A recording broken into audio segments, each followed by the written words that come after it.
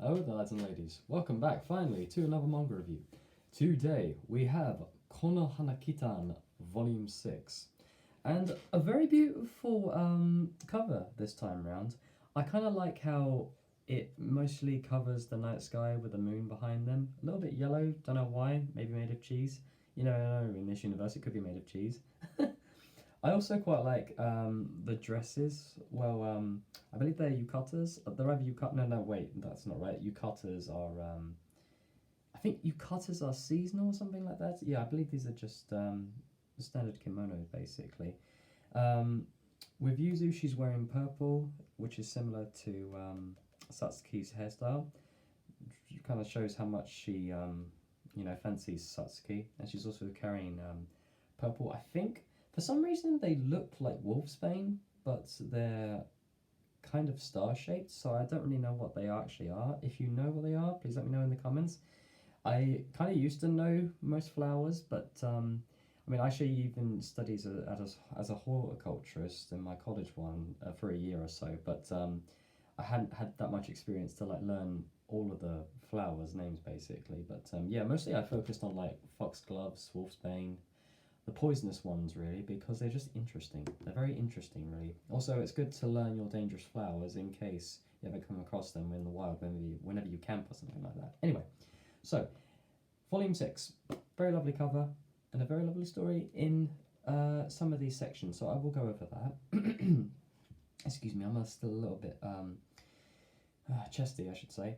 Still a little bit sick, but I'll try and power through. So today we have one section in the book where Yuzu obviously comes back from basically helping Bikuni-sama with some of the people that have passed from the accident that they had last time. Well, she kind of carries on for a little bit. There are a couple of segments where she kind of like gives more of a definite answer to what she would do if Bikuni-sama was drowning compared to someone who was drowning closer to her, basically.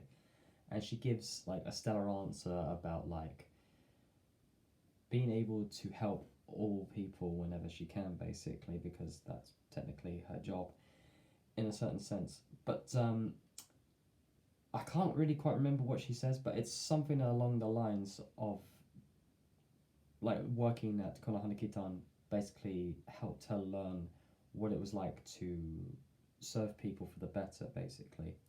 And being in servitude to someone doesn't mean that you're lowering yourself in a certain sense. It kind of puts yourself in a more higher position, really, because you're willing to put yourself last whilst putting someone else first, basically. You know, it takes an awful lot of inner strength to do something like that, especially if you choose to.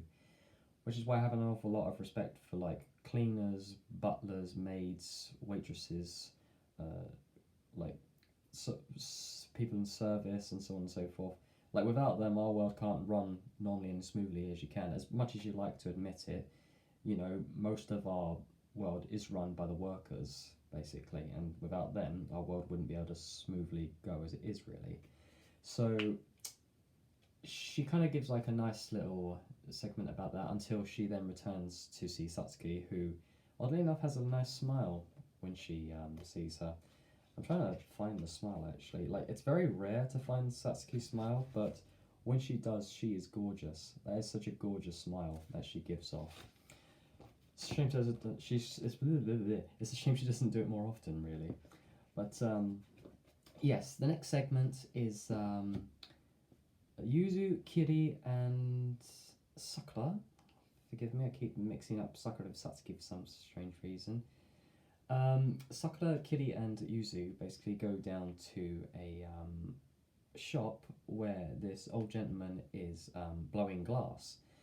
Now, I did blowing glass when I was like going in and out of colleges to find the right one for me. I went to Lewis College at one point to try a few things, and they actually had a class where you could blow glass, basically. It's very interesting how they do it. So basically, what you do is you take like this long pipe, either it's steel or wood or whatever. From their time, it's probably be wooden because it's easier for air to blow down it without any holes, you know, within the thing. Basically, it's just more easy that way. Anyway, you take this long pole, you stick it in some melted, the stuff what is made of glass, basically, like glass, melted glass. As you blow into it, you spin it, and then that gives it its oval shape, like its bubble shape. And there's a bit where Yuzu tries it, like she's blowing into the pipe, and she kind of like panics when a piece of the bubble bursts, and it kind of like has this odd shape to it. And at the end of it, she's like, "Oh, I've messed up," and the old chap basically says, "No, don't worry, because that's just your little bit that you've added to it. That's the one thing that makes yours unique, basically." So she's feeling a little bit better at that moment. So it's kind of like, like those drinking vials, what Jackie Chan has, like those flasks that you see in most kung fu films. I think they're called gourds. Yeah, it's a gourd basically, like where it's like I can't really explain it. It kind of looks like a donut.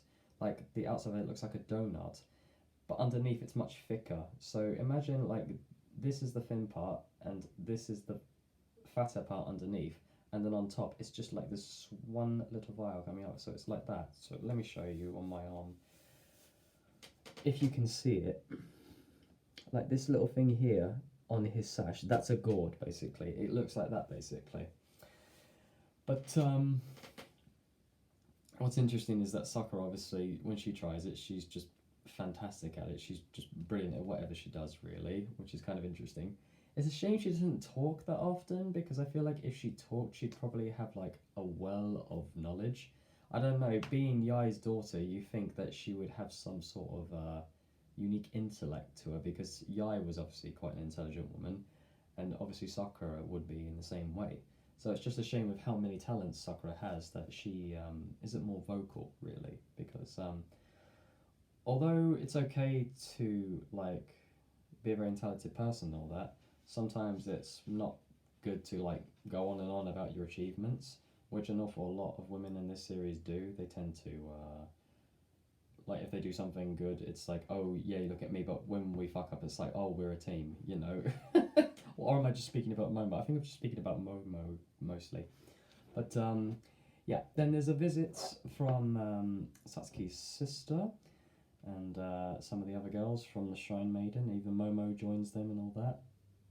And Momo takes the opportunity to get Ren to wash her hair, because obviously she's loves her sister ever so much, basically. And then you also have Satsuki's sister trying to get her to like wash her feet, basically, claiming that, oh, I'm a guest, so you have to treat me as one, basically. Not always nice, really, but job's a job. At the end of the day, you got to do it.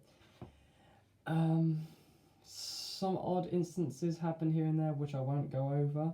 But back to the glass blowing segments. There's a section where they're painting on the side of the glass bowls. What they do when they were when they were glass blowing, basically these glasses are used as wind chimes. Basically, what they would do is they would tend to take these little metal or sticks basically and tie them to a string to them, and then as the wind blows, the wood would knock in and out of the glass, basically causing the wind chime. That's what they went for originally, to get a wind chime. I should have like cleared that out. Like Yuzu just randomly takes them to a glass blowing class. Basically, it's very odd, but yeah, it's mainly for a wind chime. So Yuzu gives Satsuki the gift of it with like a little octopus on the side of it. A very badly drawn one, like nowhere near as like good as my octopus on my leg, but still alright. And Satsuki says like, what did you do to fuck this up then? And she's just hurt by it. But later when she's sleeping, she kind of hears the wind chime, and then she kind of wakes up gently, and she's like, not a bad sound. So obviously, just her being Soon again, she's just like, obviously just like putting Yuzu down a little bit by saying that, but also, secretly admiring the gift that she's given her. So that's nice in the end, as long as you're appreciated. I feel like if you get appreciation, then that's all that matters, really. Also, if you hear the papers flicking, I am just quickly reviewing some of the things here and there, and that's a winky. Sorry. the thing is with manga, sometimes you'll get very prolific pictures. I just it just reminds me of my time when I was in Japan when I first tried an onsen. The amount of genitalias all over the place is just it's just unreal. Like I went in there wearing shorts and I immediately felt self-conscious because everyone's just like tackle out and I'm just sat there like, yeah, hello gents. What? I'm wearing shorts, so it's a cultural difference thing. The next day I came in with nothing on, but yeah, that's a story for another day. I might tell that story. There's some funny stories actually that went on in Japan. Actually, I might tell some of those stories maybe on a later tattoo story time because I do remember getting a tattoo before like literally a day before I left to Japan's. But I will talk about it in a later tattoo story. That'll be interesting for you guys, I'm sure. Not for me to explain, but you know. So anyway, yes. Next segment, we have Ren going with Natsumi to Ren's house. Sorry, not Ren. Sorry, Natsumi's house because she wants to visit her family. Mainly due to the fact that it's been quite a while. It's coming along the near time for, I believe it's Christmas, unless they've had Christmas. I'm not so sure, but anyway, they go to visit. It's kind of a boisterous family, you know. There's about Natsumi. I keep forgetting that Natsumi is a girl. Natsumi has about 3 brothers, 1 older, 2 twins, and 1 sister, unless she's a niece. One's called Karen. Karen obviously has a thing for Natsumi, Japan being Japan as usual.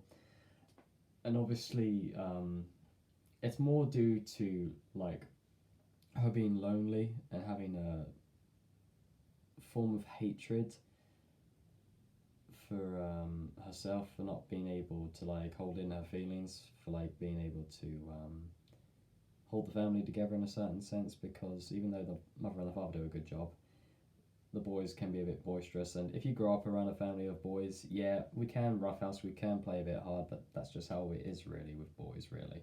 I never had that growing up with 2 sisters. My mum grew up with 2 brothers, so she kind of knows what it's like, but with me, I had a more peaceful upbringing, really, which was good. Apart from me and my dog, really, we always went out and played and stuff like that, and I also had friends, of course, but, you know, it's something you need, I think, as a young woman to grow up around women, to kind of understand the femininity of other women, but it's not like the thing that defined you, basically, obviously, because, you know, I didn't like grow up playing with dolls or anything like that. I grew up playing rugby, even though I didn't have that many male figures around really at the time, you know, because certain situations led to just it being me and my mother really throughout most of my life. But I'll get onto that on another section and another story of my life. I'm not ready to tell that story yet until everyone else is ready to move on with that story, but you know, it's just another story for another time. Anyway, so Karen and Ren basically try to hit it off. Like Ren tries to get to know Karen. Basically, Karen doesn't want anything to do with Ren because she feels like she's stealing her sister away from her in a certain sense. But it's something to do with her wanting to be, you know, like this dependable figure in Natsumi's eyes. But Natsumi doesn't want Karen to like have all of that baggage on her shoulders in a certain sense. No sibling wants to see their other siblings suffer, basically, especially when they're trying to do good, especially when good intentions are involved, because some of the worst things in the world come from good intentions. We all know this. So there's like a little festival that they go to. Ren decides to stay home whilst she gets Karen dolled up to go out with Natsumi. They go out, have a nice time, and then later on Natsumi comes back and then puts Karen to bed and then asks Ren if she wants to go out and enjoy the festival. Because it's not fair for Ren to be there and, you know, play happy families without being able to experience the festival with Natsumi, basically. So Natsumi, obviously realising this, takes her out for the festival, has a lovely time. They come back to Konohana Kitan, and Yuzu's a little bit jealous of Karin a little bit because obviously Ren likes her. Ren likes her very much because she's obviously Natsumi's sister, but she's also got very unique characteristics alongside of maybe a little bit of sister Momo and a little bit of Ren. She's got more of Ren's like attitude, but in a good way in a certain sense. Like she knows when to like put a button in it when she knows she can't push the envelope in a certain sense. But yeah, she has strong values as a young woman basically, which Ren also has. But yeah, Ren's quite happy when she talks about her, and even sends her letters. And Yuzu's a little bit jealous that Karin is just like she just met Karin, and even she's getting more attention from her basically, which is kind of rare really to see Yuzu jealous because she's actually quite a very thoughtful, very loving young lady really, and quite easygoing really. But then easygoing can be another form of a pushover really at the end of the day. I won't say she's a pushover. Well, I think she probably is a pushover. She probably is a pushover, but still, it's just upsetting to see really. To see her get like put down an awful lot, especially by Satsuki, because I feel like Satsuki's probably the only one that really appreciates Yuzu, but doesn't show it really. And I feel like that will definitely be worked on in future installments of the series, basically. I think that is all within this series, unless if I missed a couple of things.